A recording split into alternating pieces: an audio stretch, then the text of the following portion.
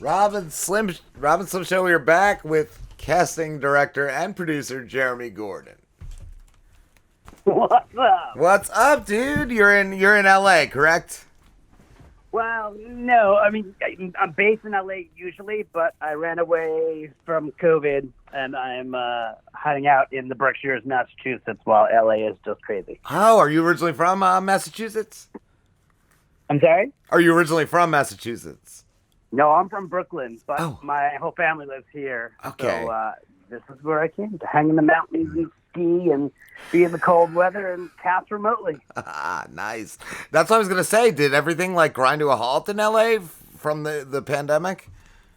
Yeah, we were casting a pilot back in last March 2020, and everything just, as everything did, shut down. Yeah. And I hung out in my one-bedroom apartment, not working from home, thinking, what am I doing here?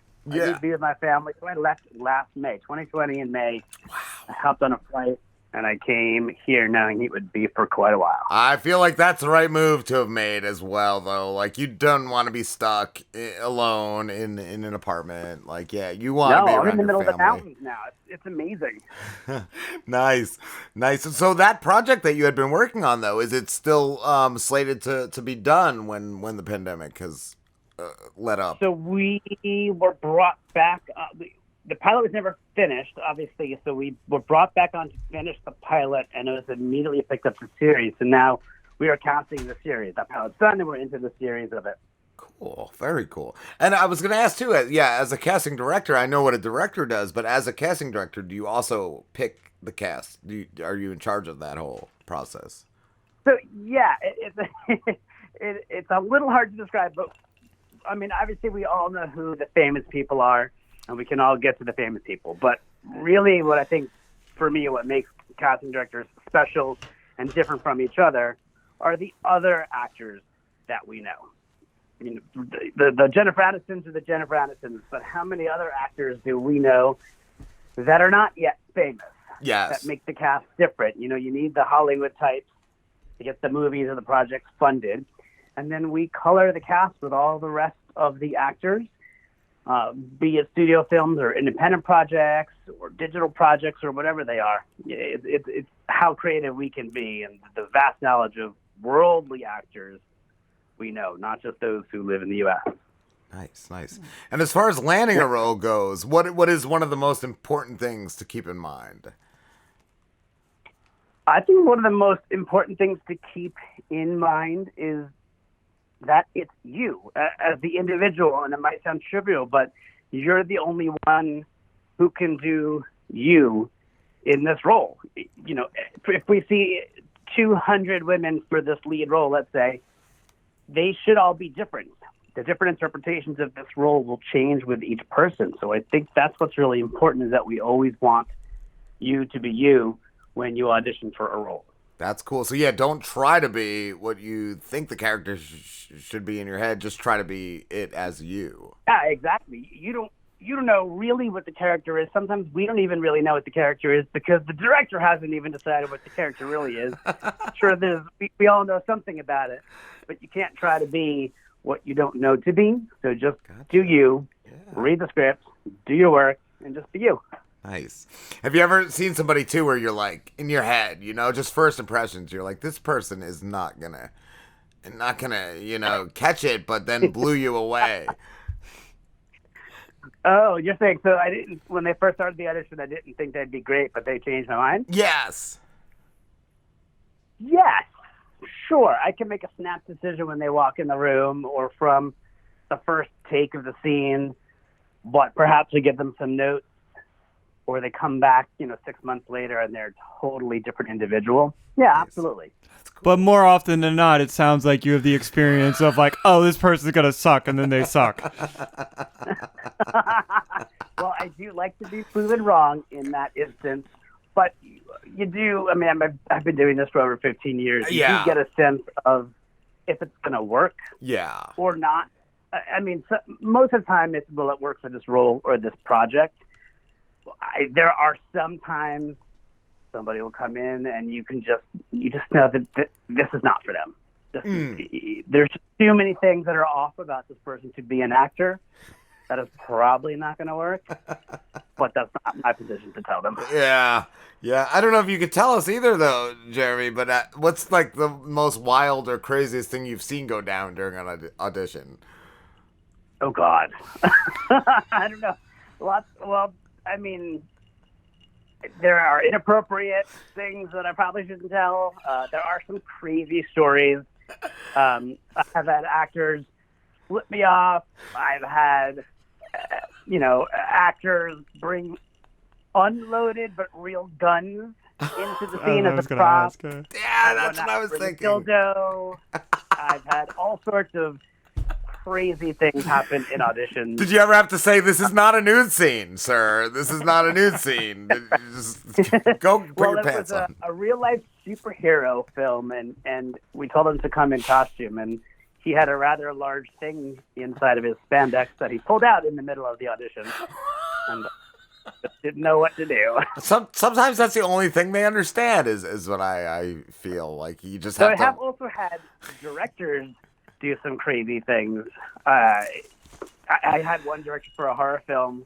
He had an axe in the trunk of his car, and he got all excited about this one actor, and he wanted to see this actor hold the axe and feel the weight of the axe so we could really get a sense of how this actor would use the axe. And I'm like, no real axes in this audition.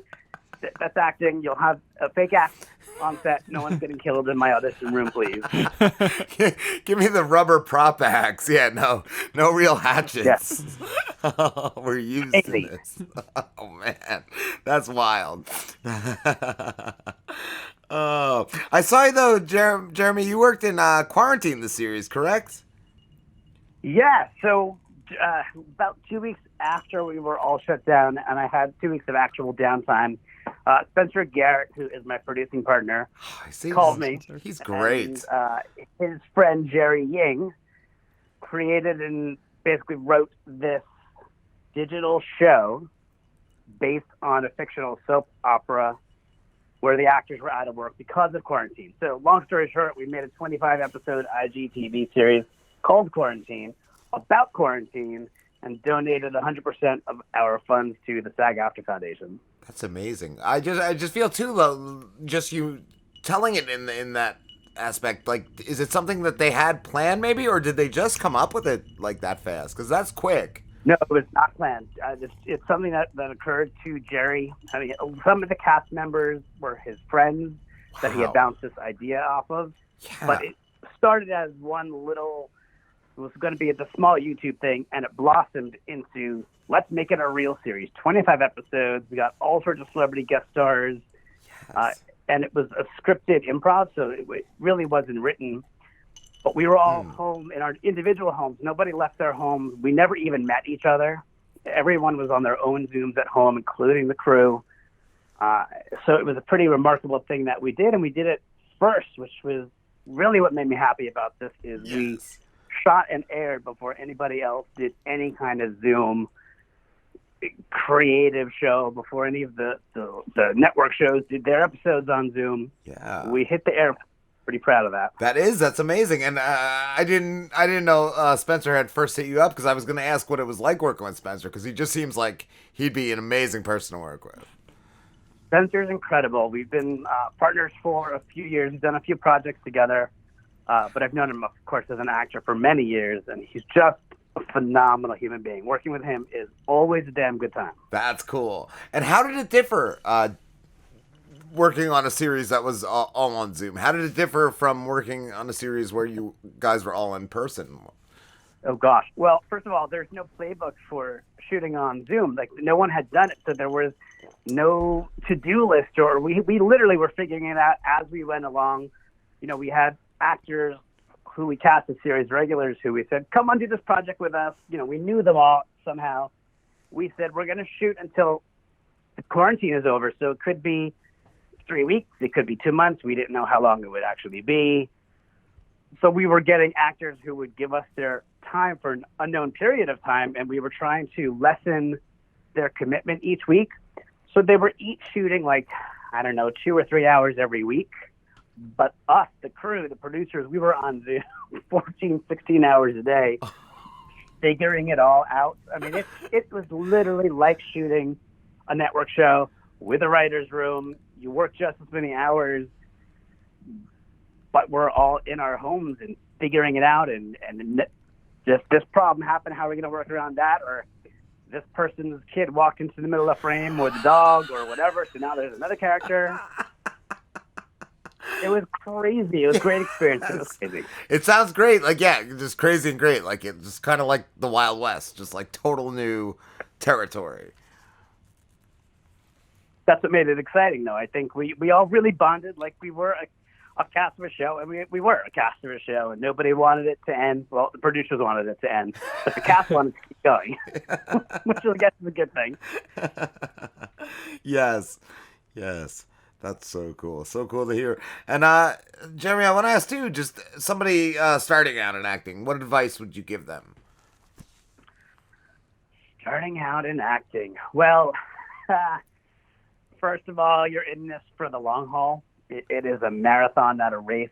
A lot of actors have this misconception that, I'm just going to go to LA for, what used to be pilot season for a few months, and I'm going to see what happens. Or, they don't realize how much of a commitment it really takes. And it takes 100% of your energy and your love. And you really have to want it.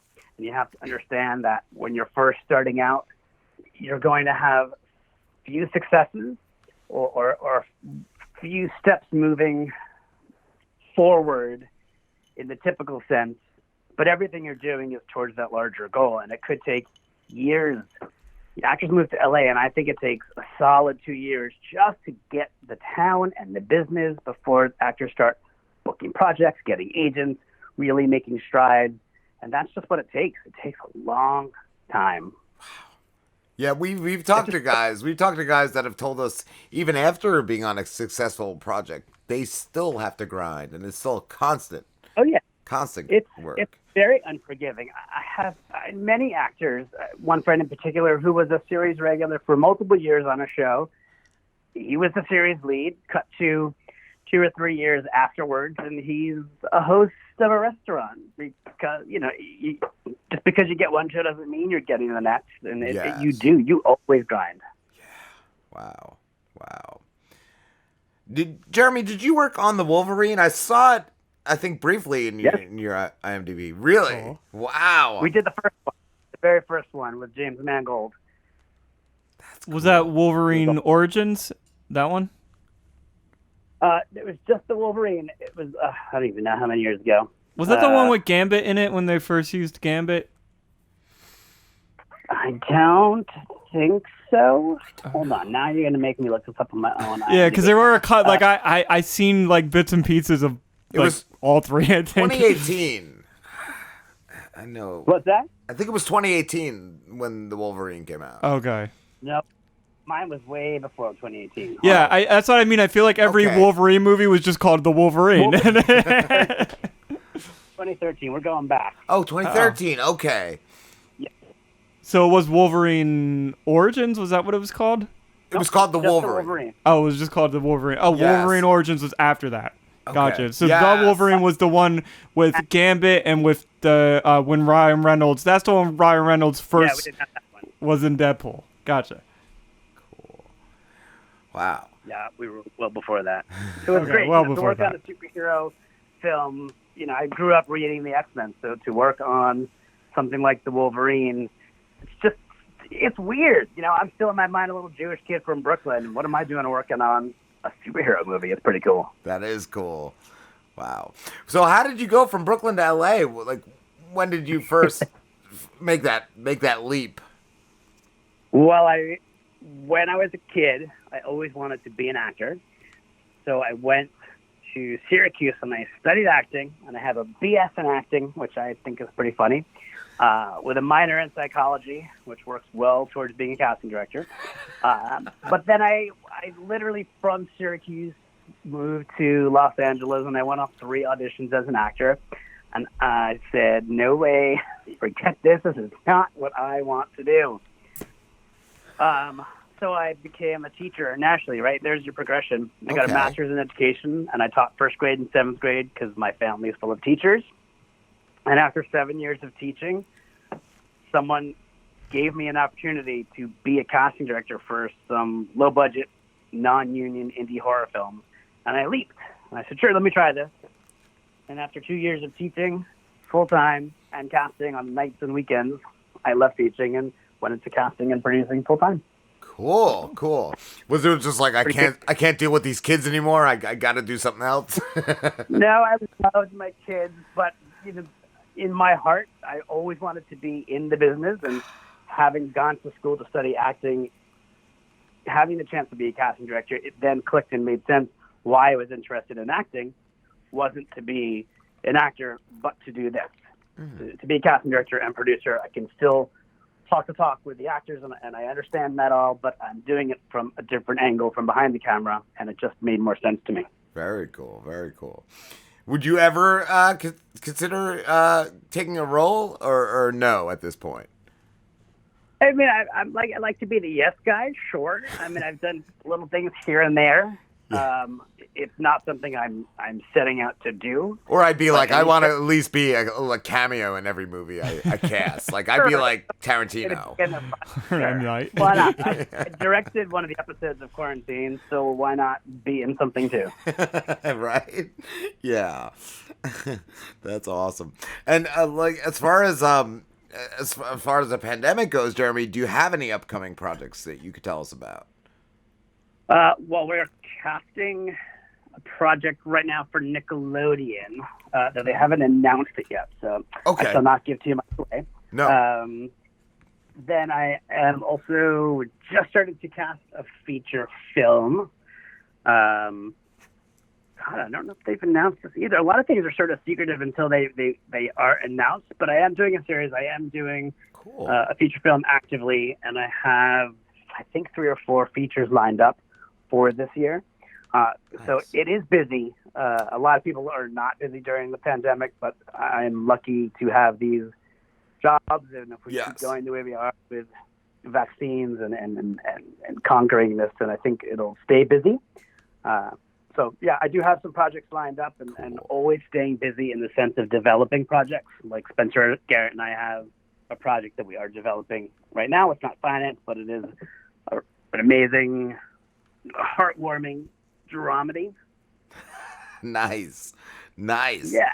I was going to say, too, though, just going back, mentioning Nick, like, I feel like animations would be something that would be not easily, but still being done during the pandemic, because as far as, like, voice actors, they do their lines and send them in, and then they all get put together. So that would kind of be something probably easier. There's a world I don't know too much about, but with technology, people are able to work from home or go into pretty safe ADR studios that nobody else are in with you. So it is much safer than being on the set with 100 people. Yeah.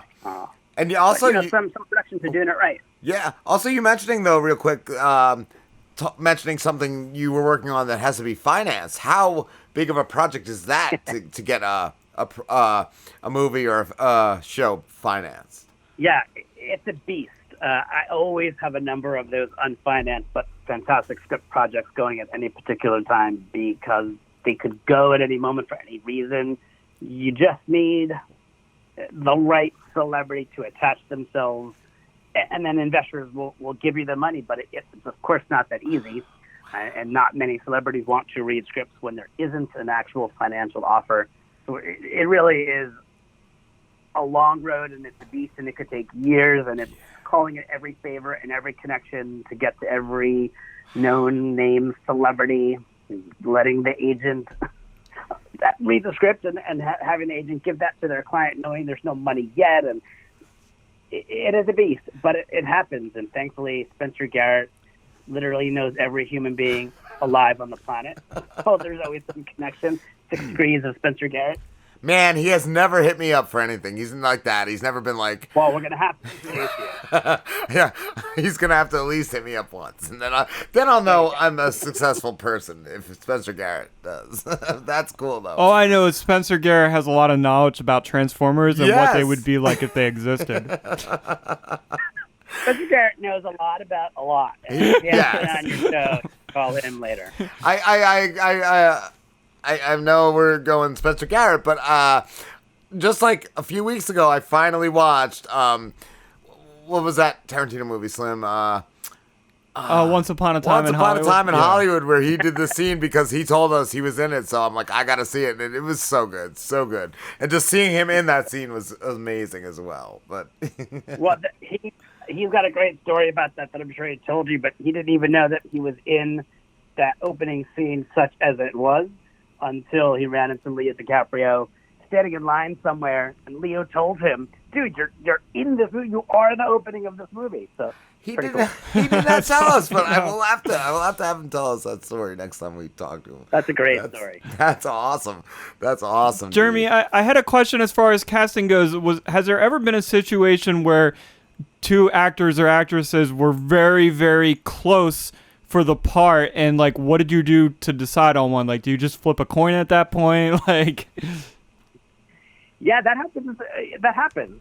You know, that's definitely not a rare thing. There are a lot of actors that get to that final stage, but depending on the project, we have chemistry, and so it could come down to how that actress in this situation, what their chemistry was with the other lead actor or actress, and you know, sort of based on what do they look like in this puzzle of the ensemble cast. You know, it is not just, even if you have leads, how does everyone look together? Are they the right age? Does everyone look realistic together? I have had that situation where it came down to their social media following, and not because that's not what the casting directors required, but the studios were interested in their social media following.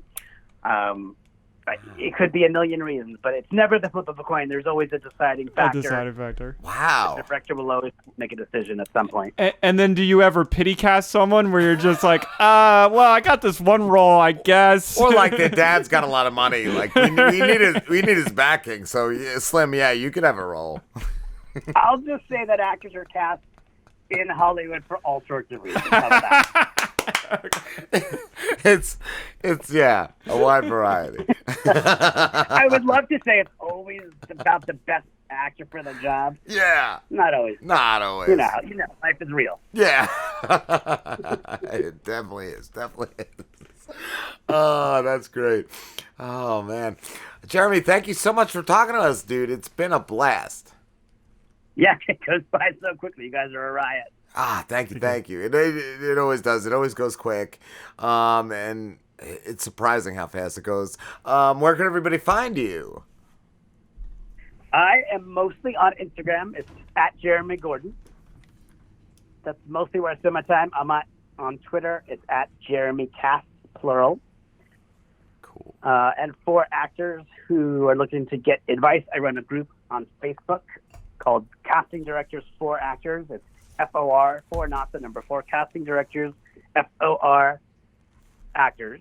One more time, Casting Directors for Actors on Facebook. There's about 115,000 industry people all giving each other advice and promoting themselves, and there's casting calls and networking. So I'm not necessarily on there as much, but it's a great resource, free resource for actors, but I'm on Instagram. Cool. Thank you so much, Jeremy. When everything goes up, I'll send you the links to the shows and the interviews. That sounds great. Cool, man. Thank you. Hopefully we'll have the chance to do this again at some point. Yeah, anytime, give me a call. It sounds great. Awesome, man. All Have right, a good one.